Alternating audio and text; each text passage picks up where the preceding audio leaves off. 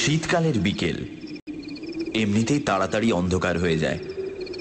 তার উপরে আজ সকাল থেকে আকাশ মেঘলা। দুপুরের দিকে একবার ঝিরঝির করে বৃষ্টি পড়েছে। এখন অবশ্য বৃষ্টি নেই, কিন্তু আকাশে ঘন কালো মেঘ জমাট হয়ে আছে।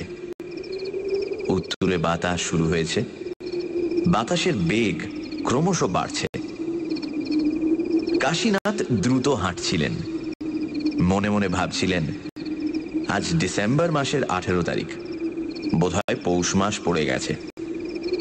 পৌষ মাসের প্রথম দিকে কোনো কোনো বছর খুব ঝড় বৃষ্টি হয়। কাশীনাথ একটা কুরিয়ার কোম্পানিতে কাজ করেন। চিঠিপত্র, ছোটখাটো জিনিস এইসব ঠিকানা খুঁজে পৌঁছে দিতে হয়। সময় মতো পৌঁছানোর জন্য আজকাল অনেকেই ডাকের বদলে কুরিয়ারের সাহায্য নেয়। একটু পয়সা বেশি লাগে, কিন্তু দরকারি চিঠি, কাগজ, জিনিস দ্রুত ও নিশ্চিত পৌঁছয়। কাশীনাথ আজ যে দিকটায় এসেছেন, এই দিকটা তিনি খুব ভালো চেনেন না। এই অঞ্চলের জন্য কুরিয়ার কোম্পানির আলাদা লোক আছে, কিন্তু কাশীনাথের সেই সহকর্মী অনুপস্থিত থাকায় তার ওপরওয়ালা তাকে অনুরোধ করেছেন এই একটা চিঠি যেন তিনি আজকের মধ্যেই পৌঁছে দেন, খুব জরুরি। দমদমের পূর্ব দিকটা খুব ফাঁকা ফাঁকা। আগে তো লোকজন কিছুই ছিল না। এখন অবশ্য এদিক ওদিক 2-4 ঘর মানুষ, কিছু নতুন বসতি দেখা যায়। পুরনো বাড়িঘর যা ছিল তার অধিকাংশই বাগান বাড়ি, কোথাও কোথাও মাছের ভেড়ি, গদি ঘর আর 2-1টা কুঁড়ে ঘর। আজকাল অবশ্য এদিকে ইলেকট্রিক, টেলিফোন সবই এসেছে। মধ্যে মধ্যে হঠাৎ হঠাৎ কয়েকটা উঁচু ফ্ল্যাট বাড়ি কিংবা আলো ঝলমল কারখানা কেমন বেমানান দেখায়। এইসব ভাবতে ভাবতে কাশীনাথ পিচের রাস্তা পেরিয়ে ভাঙা ইটের রাস্তায় বেশ কিছু দূর চলে এসেছেন। তার গন্তব্য চাঁদু রায়ের বাড়ি, 13 কবরখানা রোড। ঠিকানায় এইরকমই লেখা আছে, তবে ব্র্যাকেটে লেখা আছে পূর্ব ঘুঘুডাঙ্গার 2 মাইল উত্তরে। ঠিকানায় 13 নম্বর এবং কবরখানা। এইরকম দুটো অশুভ ব্যাপার দেখে প্রথম থেকেই কাশীনাথের মনটা কেমন খুঁত খুঁত করছিল। তার উপরে ইতিমধ্যেই আকাশ রীতিমতো অন্ধকার হয়ে এসেছে। হঠাৎ জোর দমকা হাওয়া, সেই সঙ্গে বরফের মতো ঠান্ডা শীতের বৃষ্টি তোড়ে ধেয়ে এলো।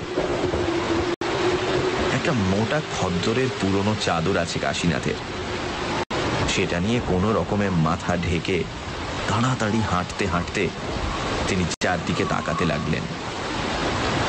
চারদিকে এবড়ো খেবড়ো মাঠ, বাড়িঘর বিশেষ দেখা যায় না। মাঠের মধ্যে অনেক দেওয়াল উঠেছে, বোধহয় ভবিষ্যতে হাউজিং হবে। মাইলখানেক আগে রাস্তার মোড়ে একটা ঝুপড়ি চায়ের দোকানে দাঁড়িয়ে এক ভাঁড় চা খেতে খেতে তিনি খবর নিয়ে শুনেছিলেন এটাই কবরখানা রোড। তার ধারণা ছিল 13 নম্বর বাড়ি খুব কাছেই কোথাও হবে, কিন্তু এত দূর পেরিয়ে এসেও এখনো 5-7টা বাড়িও কাশীনাথের নজরে পড়েনি। কাশী আশা করছেন সামনেই হয়তো কোথাও কিছু বসত বাড়ি আছে, তার মধ্যে কোথাও 13 নম্বর থাকবে। তার কারণ বিদ্যুতের আলোয় তিনি দেখতে পাচ্ছিলেন দূরে নতুন গাছের সারি, মানে সেখানে বোধহয় ভেড়ির বাঁধ আছে এবং এই রাস্তা সেখানে শেষ। সুতরাং 13 নম্বর বাড়িটা হয়তো দূরে নয়। মাছের আঁশটে গন্ধ বাতাসে পাওয়া যাচ্ছে। এই ঝড় বৃষ্টির মধ্যে মাছের ভেড়ি পর্যন্ত পৌঁছতে পারলে অন্তত মাথা গোঁজার একটা ঠাঁই হবে। কিন্তু ঝড় বৃষ্টির জোর বেগে এসেছে। এদিকে পায়ের নিচে এঁটেল মাটি, তাড়াতাড়ি হাঁটা যায় না। রাস্তায় দূরে দূরে 2-1টা আলো জ্বলতে দেখা যাচ্ছিল। বোধহয় লোডশেডিং হয়েছে কিংবা বিদ্যুতের তার ছিঁড়ে গেছে। চারদিক নিঝুম অন্ধকার। কাশীনাথ নিজেকে কেমন অসহায় বিপর্যস্ত বোধ করতে লাগলেন। গভীর ঠান্ডা শরীরের অন্তঃস্থলে প্রবেশ করছে। তাড়াতাড়ি হাঁটতে গেলে পা পিছলে যাচ্ছে। অন্তত একটা ছাতা থাকলে কিছুটা উপায় ছিল, কিন্তু এই হাওয়ায় ছাতা সামলানো দায় ছিল। সে যা হোক, এই সময়ে একটা প্রচন্ড বিদ্যুৎ ঝলকে কাশীনাথের চোখে পড়ল ডান দিকে রাস্তার অদূরে একটি পুরনো ভাঙা বাড়ি। অন্ধকারের মধ্যে একটু লক্ষ্য করতেই দেখতে পেলেন ভাঙা বাড়ির মধ্যে কোথাও একটা আলো জ্বলছে। বোধহয় কাঁচের জানলা আছে। সেই জানলা দিয়ে অতি ক্ষীণ আলো দেখা যাচ্ছে। কোনো কিছু না ভেবে এক দৌড়ে কাশীনাথ সেই বাড়ির সামনের বারান্দায় গিয়ে উঠলেন। পুরনো একটা কোঠা বাড়ি, সামনে পুরনো আমলের মতো চওড়া বারান্দা। বারান্দায় উঠে কাশীনাথ কিছুটা স্বস্তি পেলেন।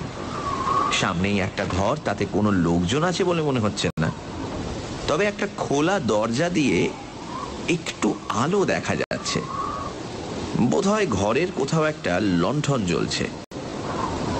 তারই আলো কাশীনাথ রাস্তা থেকে দেখতে পেয়েছিলেন।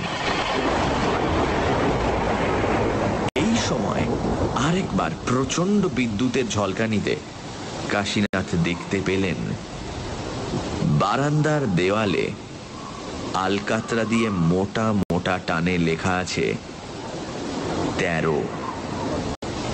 নিজের ভাগ্যকে এতক্ষণ দুষছিলেন কাশীনাথ। এবার মনে হলো ভাগ্যটা তত খারাপ নয়। বাড়িটা এত সহজে পেয়ে যাবেন সেটা তিনি ভাবেননি।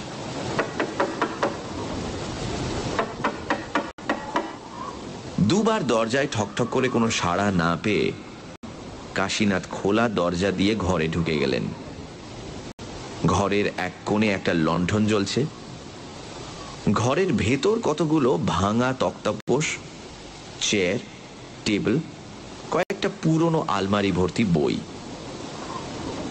কাশীনাথ ঘরে ঢুকতেই হঠাৎ ভেতরের দিক থেকে এক ব্যক্তির আবির্ভাব হলো। লোকটাকে দেখে কেমন খটকা লাগলো কাশীনাথের। লোকটা যেন হাঁটছে না, কেউ তাকে হাঁটাচ্ছে। যেমন যেমন পুতুল নাচে পুতুলকে নাচায়। মরা মাছের মতো চোখ। লোকটাকে দেখে ভালো লাগলো না কাশীনাথের। তাড়াতাড়ি চিঠিটা দিয়ে যত তাড়াতাড়ি এখান থেকে বেরিয়ে পড়া যায় ততই ভালো। কিন্তু বাইরেও তো ভীষণ দুর্যোগ। চিঠিটা ঝোলা থেকে বার করে আগন্তুকের দিকে এগিয়ে দিতে আগন্তুক কাশীনাথকে জিজ্ঞেস করল, কার চিঠি? খামের ঠিকানা আরেকবার দেখে নিয়ে কাশীনাথ বললেন, চাঁদুবাবুর চিঠি। আগন্তুক বলল, চাঁদুবাবুর জন্য আপনাকে অপেক্ষা করতে হবে। চাঁদুবাবু আজকাল দেরি করে আসেন। কাশীনাথ বললেন, আপনি চিঠিটা রেখে দিন না। আগন্তুক বলল, চিঠিটা আমি রাখতে পারি, কিন্তু আপনার কি হবে? কাশীনাথ চিন্তিত হলেন, বললেন, আমার আবার কি হবে? আগন্তুক বলল, দাঁড়ান দেখি। তারপর বারান্দায় উঁকি দিয়ে রামলাল বলে কাকে ডাকতে লাগলো। একটু পরে রামলাল এলো, কিন্তু সে হুবহু প্রথম ব্যক্তিটির মতো দেখতে। তাকে ফিসফিস করে প্রথম ব্যক্তি কি সব যেন বললেন। তখন রামলাল কাশীনাথকে বলল, আপনাকে চাঁদুবাবুর জন্য অপেক্ষা করতে হবে। ইতিমধ্যে প্রায় একই রকম দেখতে তৃতীয় এক ব্যক্তির আবির্ভাব হলো বাড়ির ভেতরের দিক থেকে। সেও এদের সঙ্গে নিচু গলায় শলা পরামর্শ করে বলল, আপনাকে জাদু বাবুর জন্য অপেক্ষা করতেই হবে। এইভাবে চতুর্থ, পঞ্চম, ষষ্ঠ একজন একজন করে ঘরে এলো, আর ঘর তাতে প্রায় ভরে গেল। সকলেই একই রকম শলা পরামর্শ করে, তারপর বলে যায় এক কথা, জাদু বাবুর জন্য অপেক্ষা করতেই হবে, জাদু বাবুর জন্য অপেক্ষা করতেই হবে, জাদু বাবুর জন্য অপেক্ষা করতেই হবে। যতবারই একজন ঢোকে, কাশীনাথ ভাবেন এই বুঝি চাঁদুবাবু, কিন্তু তা নয়। এদিকে বাইরে বৃষ্টি ধরে এসেছে, দূরে কাছে দু একটা ইলেকট্রিক আলো জ্বলে উঠেছে, অর্থাৎ বিদ্যুৎ ফিরে এসেছে। তবে এ বাড়িতে কিন্তু বিদ্যুৎ নেই। তা না থাক, যথেষ্ট হয়েছে। কাশীনাথ আর অপেক্ষা করবেন না, এখান থেকে বেরিয়ে যেতেই হবে। খুবই ভয়াবহ পরিবেশ।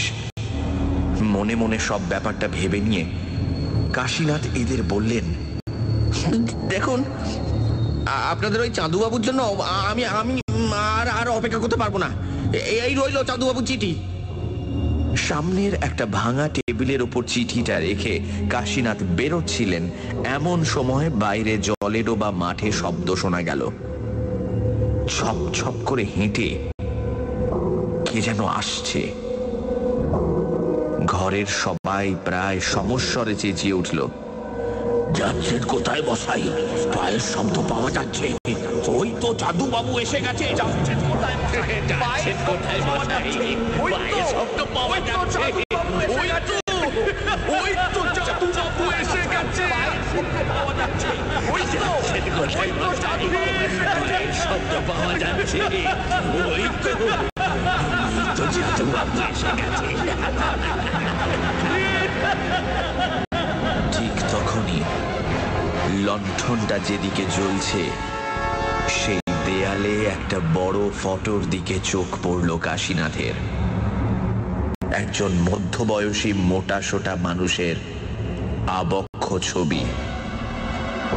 ছবির নিচে লেখা, চাঁদুবাবু, জন্ম ৭ই বৈশাখ ১৩৫০, মৃত্যু ১লা পৌষ ১৪০৬। সঙ্গে সঙ্গে কাশীনাথের মনে হলো, সর্বনাশ, আজকেই তো ১লা পৌষ। তার মানে ৩ বছর হলো চাঁদুবাবু মারা গেছেন। এক মুহূর্ত দেরি না করে ঝড়ের বেগে ঘর থেকে বেরিয়ে বারান্দা এক লাফে ডিঙিয়ে বৃষ্টির মধ্যে সামনের মাঠ ধরে ছুটতে লাগলেন কাশীনাথ। সে ছোটার বিরাম নেই।